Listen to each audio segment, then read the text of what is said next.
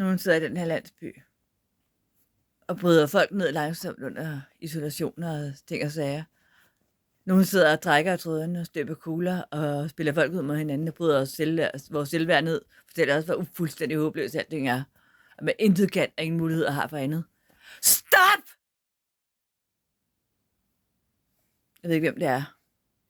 Man får nogle hints, ikke? Stop! Tak.